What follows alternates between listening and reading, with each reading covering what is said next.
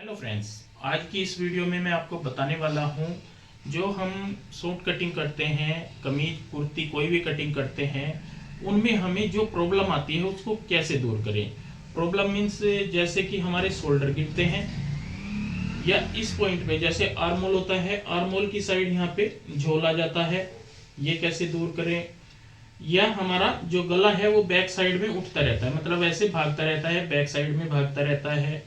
किस तरीके से हम स्लीव्स की कटिंग करें, कैसे हम यहाँ पे पूरा फ्रंट कटिंग करें। एक चीज आजकल और होती है कि जो हमारे स्लीव्स होते हैं, चाक होते हैं, ये हमारे इस तरीके से फट जाते हैं, मतलब ये बिल्कुल स्ट्रेट नहीं रहते। तो इसकी भी मैं आज आपको यहाँ पे नॉलेज देने वाला हूँ। एक एक पॉइंट आपने प्लीज ध्यान से देखना है, सीखना है। कहीं पे भी कोई भी डाउट लगता है तो आपने कमेंट करना है। और यहाँ पे मैं आपको बता देता हूँ, जो बैक गला होता है हमारा डीप रहे या नॉर्मल रहे, कितना भी हमारा बैक गला रहे, और किस तरीके से हमें कटिंग करनी होती है। तो मैं एक यहाँ पे 40 ब्रेस्ट के हिसाब से, जो साइज है बॉडी का वो 40 ब्रेस्ट के हिसाब से मैं आपको कटिंग बताने वाला हूँ। तो आपने एक एक पॉइंट यहाँ पे ध्यान से सीखना है। फिर से मैं बता देता हूँ, शोल्डर क्यों गिरते हैं, आर्मोल के नीचे यहाँ पे झोल क्यों आता है, और यहाँ पे चाक जो होते हैं हमारे क्यों फटते हैं, इस तरीके से क्यों फट जाते हैं, स्ट्रेट क्यों नहीं रहते, या हमारा बैक साइड में गला क्यों जाता है, और हम बाजू का सेंटर पॉइंट क्यों नहीं बना पाते। तो एक एक चीज मैं आपको यहाँ पे आज बताने वाला हूँ। तो हम चार्ट के माध्यम से यहाँ पे सीखेंगे, क्योंकि इसमें कई चीजें मुझे चेंज करनी है, तो एक एक पॉइंट को हम सीखने वाले हैं। तो आइए शुरुआत करते हैं।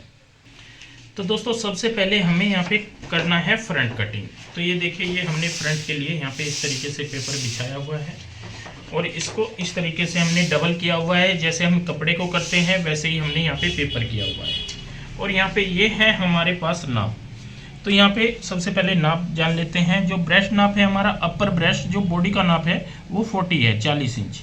और मेन ब्रेस्ट जो होगा वो हमारा 42 है, 42। और वेस्ट है जो हमारी वो 36 है, और हिप है हमारी यहाँ पे 43। शोल्डर यहाँ पे 14 है तैयार, जो हमारे बॉडी के नाप है तो उसमें 14 तैयार है। तो इसी साइज में हमें सीखना है कि क्या क्या कमी आती है। देखिए, ये जो साइज होता है इससे आप सीख सकते हो। जैसे आप 40 से 45-40 साइज तक सेम इसी तरीके से कटिंग होती है। और नीचे की बात करें तो हम 36, 38 या 40 साइज में सेम कटिंग रहेगी। तो इस चीज़ का आपको यहाँ पे ध्यान रखना है। तो यहाँ पे जो हमने नाप आपको बता दिया है, और गले का नाप मैंने इसलिए यहाँ पे नहीं लिखा है क्योंकि अलग अलग तरीके से मैं आपको यहाँ पे एक एक पॉइंट समझाना चाहूँगा। तो दोस्तों सबसे पहले मैं आपको यहाँ पे बता देता हूँ, जो हमने ये पेपर बिछाया हुआ है इसमें हम ऊपर की साइड एक सीधा निशान लगाते हैं। ऐसे यहाँ पे आपने सीधा निशान लगाते हैं, ये हमारा शोल्डर वाला हो जाएगा। और यहाँ से हम पहला निशान लगाते हैं आर्मोल का। तो आर्मोल में हम फ्रंट का गला रखते हैं यहाँ पे एक, क्योंकि सबसे पहले हमें गले का ध्यान रखना है, तभी हम आगे बढ़ पाएंगे। तो फ्रंट है हमारा 7.5 इंच, और बैक हम यहाँ पे 5 इंच के हिसाब से रखने वाले हैं। तो 5 इंच में हमें क्या क्या चेंजिंग करनी होती है और किस तरीके से कटिंग करनी होती है, ये आपने यहाँ पे ध्यान देना है। तो फ्रंट जो होगा हमारा यहाँ पे 7.5 और बैक 5, तो हम यहाँ पे आर्मोल रखेंगे 7 इंच। देखिए, अगर आपका यहाँ पे साइज में लिख देता हूँ, 40 इंच हमारा अपर ब्रेस्ट है, 42 इंच हमारा यहाँ पे मेन ब्रेस्ट है। तो ये 42 में यहाँ पे लिख देता हूँ क्योंकि यहाँ पे मेन आएगा, 40 यहाँ पे आएगा। तो यहाँ पे पहले नाप भी लिख देंगे। दूसरा निशान हमारा यहाँ पे 15 पे लगेगा, 15 पे। तीसरा निशान हमारा यहाँ पे 22 इंच पे लगेगा, 22 पे। सभी निशानों को पहले हम आगे तक यहाँ पे इस तरीके से बढ़ा लेंगे।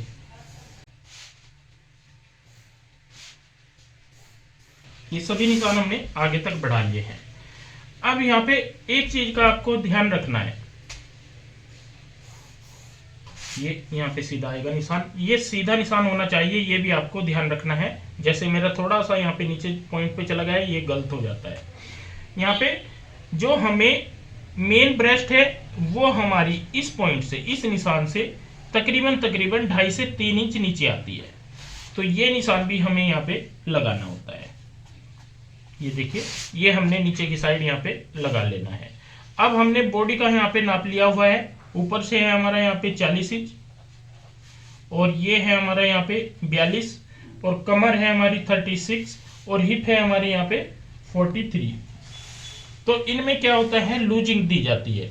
यहाँ पे भी हम 3 इंच प्लस करेंगे तो ये हो जाएगा हमारा 43, और यहाँ पे भी हम 3 इंच प्लस करेंगे, ये हो जाएगा हमारा यहाँ पे 45, और यहाँ पे भी 3 इंच प्लस करेंगे तो ये हो जाएगा हमारा 39। 3 इंच प्लस करना है, ये ध्यान रखना है। और यहाँ पे 2 इंच प्लस करते हैं, ये हो जाएगा हमारा 45। तो ये नाप हमारा यहाँ पे तैयार रहेगा। ये हमारा शरीर का नाप है, और ये हमने लूजिंग दी है। हर कपड़े में हमें लूजिंग देनी होती है, ये आपने विशेष तौर पे ध्यान रखना है। अब हमें 43 का चौथा भाग यहाँ पे लेना होता है। जैसे कि 43 का हमारा चौथा भाग हो जाता है यहाँ पे 11.25 इंच। तो हम 11.25 इंच पे यहाँ पे निशान लगाते हैं। तो मैं यहाँ पे दूसरे निशान चौक से निशान लगा रहा हूँ 11.25। यहाँ पे लिख देते हैं 11.25 इंच हम यहाँ पे फ्रंट रख रहे हैं। ठीक है, तो यहाँ पे हमने ये जो अपर ब्रेस्ट और मेन ब्रेस्ट का ध्यान रखते हुए हमने यहाँ पे 3 इंच की लूजिंग दी है अपर ब्रेस्ट में। तो जो यहाँ पे हमारी लूजिंग होती है तो वो बिल्कुल खत्म हो जाएगी। कहने का मतलब है, अगर हम 42 इंच का हम नाप लेते वक्त ध्यान रखेंगे कि हमने क्या करना होता है, 3 नाप लेते हैं, मेन ब्रेस्ट, कमर और हिप का। लेकिन आप हमेशा 4 जगह से नाप ले।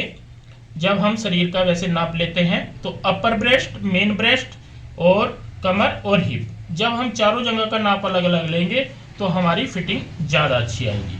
क्योंकि ये 2 इंच की या 3 इंच की, 3.5 इंच की लूजिंग हमारी यहाँ पे नहीं रहती, ये हमारी पूरी यहाँ पे प्रॉपर आ जाती है। तो हम यहाँ पे 40 इंच के हिसाब से रख रहे हैं 11.25 इंच। अब हमें आना है 42 इंच के हिसाब से। तो यहाँ पे 42 इंच में हमने 3 इंच प्लस करे हैं, वो हो गया है हमारा 45।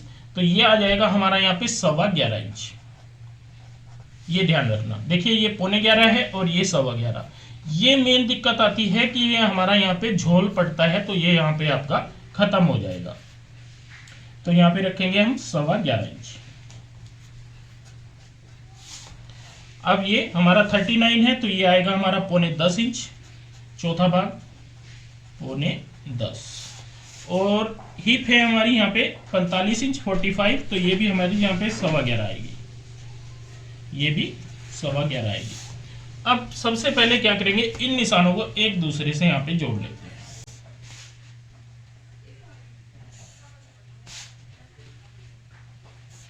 और यहाँ पे हमें डालनी है गोलाई। इस तरीके से अच्छी सी एक सुंदर सी गोलाई डालेंगे, जो जिसके ऊपर हमें यहाँ पे सिलाई लगानी होती है। तो ये तो हो जाता है मेन चीज। तो दोस्तों जो सबसे बड़ी प्रॉब्लम होती है यहाँ पे जो झोल आता है ये वाला, तो ये तो हो जाता है यहाँ पे इस तरीके से खत्म। इसके बाद हम आते हैं यहाँ पे नीचे की साइड, जिनकी प्रॉब्लम ये आती है यहाँ पे चाक जो ओपन हो जाते हैं, मतलब यहाँ से खुले हो जाते हैं चाक। तो उसके लिए हमें क्या करना चाहिए, देखिए जैसे हम यहाँ पे जितने इंच पे भी हमारा हिप का निशान आता है, तो हमें यहाँ पे क्या करना होगा, उसको 1 इंच नीचे की साइड ले जाएं। 1 इंच यहाँ पे नीचे की साइड ये वाला निशान लगा लें। और इसमें क्या करना है, जितना हमारा यहाँ पे नाप आता है, जैसे कि यहाँ पे हमारा 45 है, तो इसको हम आधा इंच बढ़ा लेंगे, 45.5 कर लेंगे। तो उसके हिसाब से हमें यहाँ पे 2 पॉइंट आगे की साइड बढ़ाना होगा। तो यहाँ पे हम 1 इंच नीचे रख लेते हैं इस तरीके से, और यहाँ से साइज अपना लगाते हैं। जैसे 45.5 है, यहाँ पे रखा था हमने 11.25 इंच, ये देखिए। और यहाँ पे हमारा ये आ जाएगा 2 पॉइंट ज़्यादा, मतलब थोड़ा सा ये एक्स्ट्रा आ जाएगा। कई बार हमें ये 0.25 इंच भी बढ़ाना होता है, ये आपने ध्यान रखना है। अब हमें इस निशान को यहाँ पे इस तरीके से मिलाना है। ये देखिए इस तरीके से मिलाएंगे यहाँ पे। और यहाँ पे एक चीज का ध्यान रखें, यहाँ पे इस निशान से इस निशान तक जो भी हमारा हाफ हिस्सा आता है, ये देखिए जैसे 7 इंच है तो 3.5 इंच पर यहाँ पे निशान लगाते हैं इस तरीके से।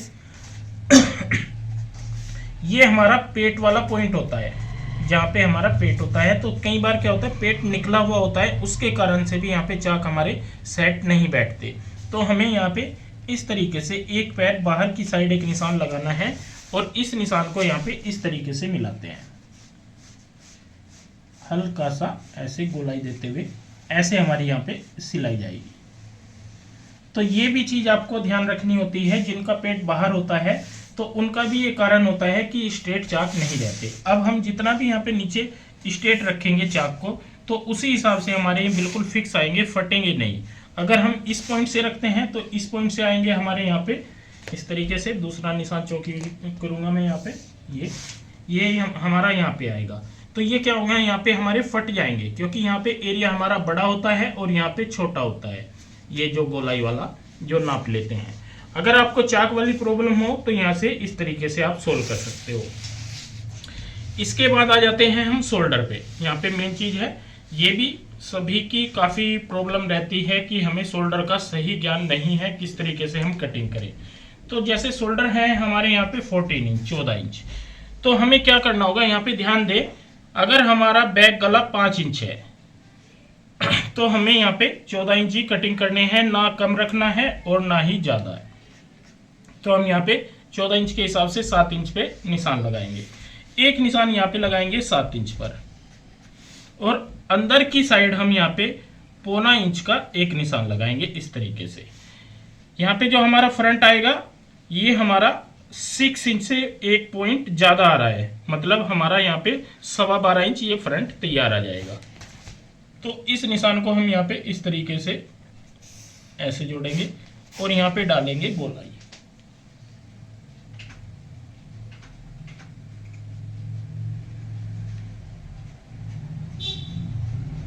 तो देखिए इस तरीके की हमने यहाँ पे गोलाई डाल दी है।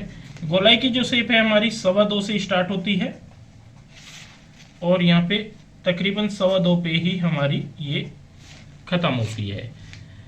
इसके बाद हमें यहाँ पे ब्रॉड लेंथ का निशान लगाना है। जैसे हम 6 इंच रखते हैं, 3 इंच का निशान लगाना है और यहाँ पे कंधी रखनी है ये 1.25 इंच डाउन। इसको इस तरीके से कंधी डाउन करना बोलते हैं। तो ये दोस्तों हमारे फ्रंट के परफेक्ट निशान लग चुके हैं। अगर आप इस तरीके से कटिंग करोगे तो आपकी एक ये प्रॉब्लम खत्म हो जाती है जो कि यहाँ पे झोल आता है। दूसरा आपका यहाँ पे गोलाई के हिसाब से फिटिंग प्रॉपर सेट आएगी। तीसरा आपको यहाँ पे पेट अगर बाहर को थोड़ा निकला हुआ है तो वो चीज भी आपकी यहाँ पे क्लियर हो जाती है। और चौथा यहाँ पे जो हमारा चौक है जैसे ओपन हो जाते हैं, ऐसे फट जाते हैं, तो वो चीज नहीं रहेगी। अगर आपके सामने ये प्रॉब्लम आती है तभी आप यहाँ पे इन जो फार्मूलों को यूज करना है, ये आपको ध्यान रखना है। तो यहाँ पे मैं फ्रंट की कटिंग कर लेता हूँ, फिर बैक साइड की आपको कटिंग बताऊंगा, जिसमें कि आपको सीखना है जो हमारा फ्रंट का गला है वो ऊपर की साइड क्यों चढ़ता है।